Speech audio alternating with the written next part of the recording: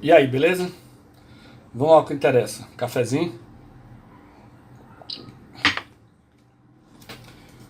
Vamos aqui. Estamos estudando Gálatas 3. Mas por que nós estamos estudando Gálatas 3? Para poder estudar Romanos. Porque se a gente estuda Romanos solteiro, via de regra, vira aquelas carniças de calvinismo. Então vamos ler aqui o que diz Gálatas 3, versículo 6. Vamos começar do 3:1, que fica contextualizado. Ó Gálatas insensatos, quem vos fascinou a vós outros, ante cujos olhos foi Jesus Cristo exposto como crucificado? Quero apenas saber isso de vós. Recebeste o Espírito pelas obras da lei ou pela pregação da fé? Sois assim insensatos que, tendo começado no Espírito, estejais agora vos aperfeiçoando na carne? Terá sido em vão que tantas coisas sofrestes? Se na verdade foram em vão, aquele, pois, que vos concede o Espírito que opera milagres em vós, porventura o faz pelas obras da lei ou pela pregação da fé? Paulo estava meio brabo, porque os Gálatas, a quem ele pregou a salvação da fé, gente que não era da nação de Israel, eram gregos, e aí cidadãos romanos, e aí ele vai lá e prega para os caras aceitam Jesus, recebe o Espírito Santo, tudo mediante uma justificação pela fé, salvação pela fé. Aí vem a galera da sede, a galera lá de Jerusalém, e mete na cabeça deles que eles têm que circuncidar, fazer as obras de Moisés, senão eles não vão ser salvos. Aí vira aquele balaio de gato, e Paulo agora está querendo consertar as coisas. E ele continua. É o caso de Abraão, que creu em Deus. Isso lhe foi imputado para a justiça. Sabei, pois, que os da fé é que são filhos de Abraão. Ora, tendo a Escritura previsto que Deus justificaria pela fé os gentios, pré-anunciou o Evangelho, isso é muito importante, pré-anunciou o Evangelho a Abraão. Em ti serão abençoados todos os povos, em ti serão abençoadas todas as nações da terra. Isso é o Evangelho antes da lei. Antes da lei, antes de tudo, lá em Abraão. De modo que os da fé são abençoados com o crente Abraão.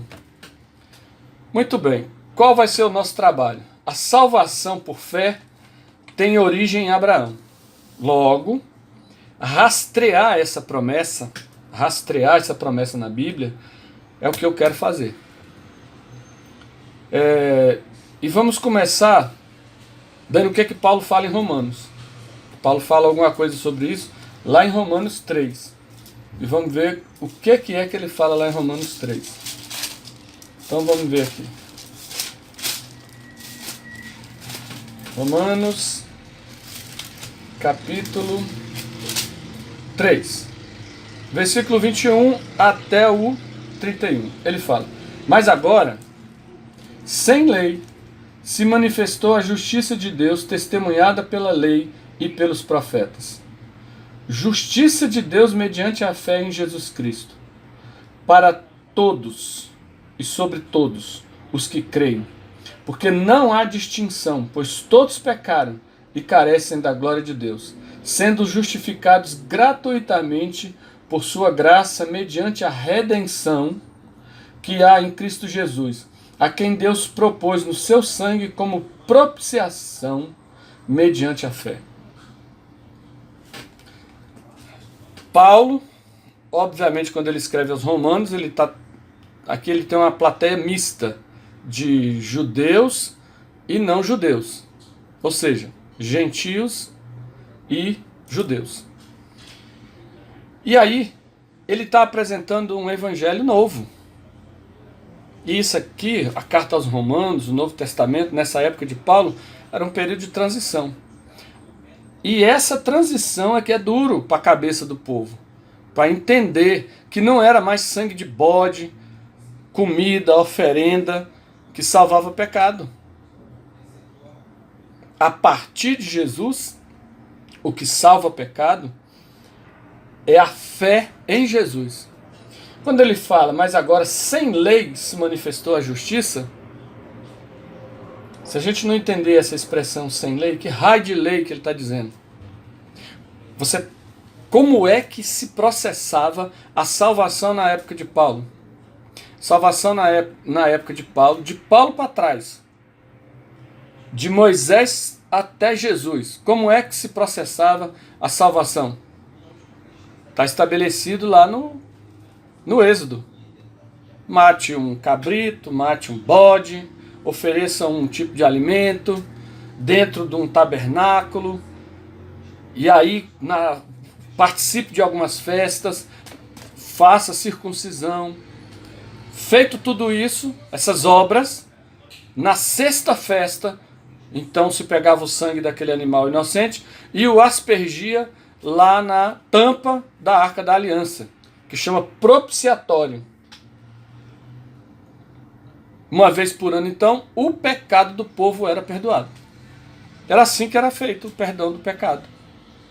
Como é que era o perdão do pecado? Circuncisão, Páscoa, ázimo, primícia, Pentecoste, trombeta, expiação, tabernáculo. Esse era o processo de expiação de pecado. Paulo está dizendo, não é mais assim. Não é mais por obras da lei. Não é mais por sacrifício, comidinha, incenso, ritual. Encerrou. Não é mais assim. Agora é pela fé em Cristo. Em Cristo Jesus. Abraão creu em Deus e isso lhe foi imputado para a justiça. A justiça de Deus foi dada para Abraão de graça pela fé. Qual a fé de Abraão? Abraão estava com 90 e tantos anos de idade e Deus fala, você vai ter um filho. E de fato teve. O menino estava lá vivo, já tinha uns 10 anos de idade, Deus fala, vem aqui, pega teu filho e sacrifica ele. Mata esse menino. Faz um sacrifício humano. Abraão pensou, agora endoidou, porque Deus primeiro fala que eu serei pai de grandes nações. Como é que eu posso ser pai de grandes nações? Só se eu tiver um herdeiro. E agora Deus vai e fala, traz teu herdeiro e mata ele. Em que Adão creu para que isso lhes fosse imputado como justiça? Creu na promessa de Deus, de que Deus seria suficiente para manter a palavra dele mesmo com o menino morto, que é o que estava em jogo agora. Abraão ia matar o garoto que ia lhe suscitar a herança. Na hora que Abraão então levanta a mão, Deus fala, segura tua onda, não mata o garoto. E aí a fé que ele teve, esse ato de oferecer o menino como sacrifício a Deus, crendo que mesmo o menino morrendo, o menino seria ressuscitado, porque Deus falou que a palavra dele não voltava atrás, e ele diz, farei de ti uma grande nação, e todas as famílias da terra serão abençoadas em você. E aí Abraão, então, é o pai da fé. E nós somos filhos de Abraão, não porque somos descendentes de Isaac, Jacó e dos patriarcas. Somos descendência de Abraão porque cremos, como ele creu. Creu em quê? Creu em Deus, que ressuscitaria o menino, que daria um jeito de ressuscitar o garoto, que seria a herança dele. Porque ele já estava com mais de 100 anos de idade. E a mulher dele também com mais de 100 anos de idade.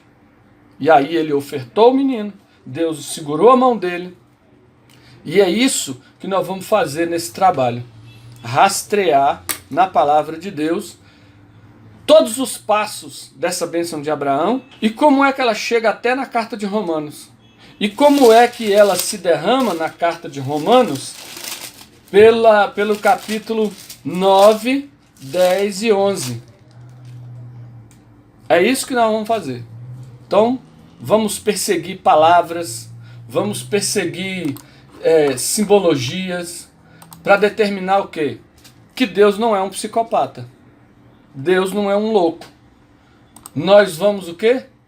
Como diz no Salmo 78, 2, abrirei a minha boca numa parábola, falarei enigmas da antiguidade. Ou seja, vamos decifrar essas parábolas de Deus. Vamos tentar entender os enigmas da antiguidade. Deus, ele escreve de maneira maravilhosa. E há enigmas a serem traduzidos. Por quê? Porque o nosso Deus é um Deus tão maravilhoso, que ele, como diz no profeta Amós, ele não guarda segredo para o seu povo. Certamente o Senhor Deus não fará coisa alguma sem ter revelado o seu segredo aos seus servos, os profetas. Amós 3,7.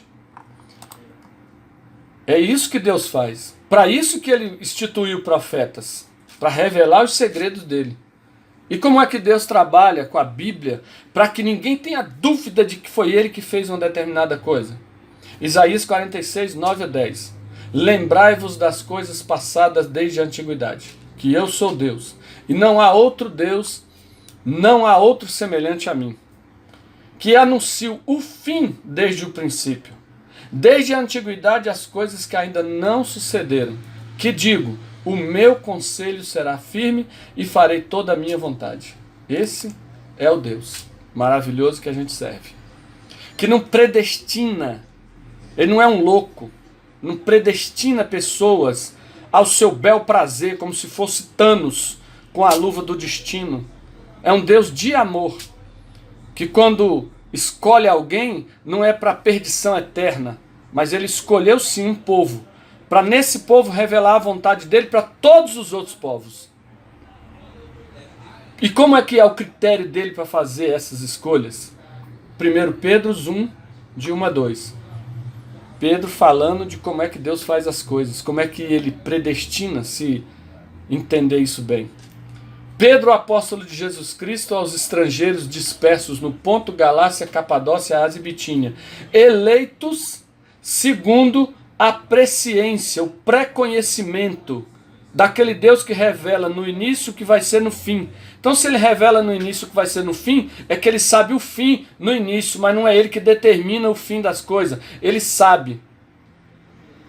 Então, o Senhor, ele bota aqui, eleito segundo a presciência de Deus e Pai, em santificação do Espírito, para a obediência e aspersão do sangue de Jesus Cristo, graça e paz vos sejam multiplicadas. A palavra aspersão já aponta para quê?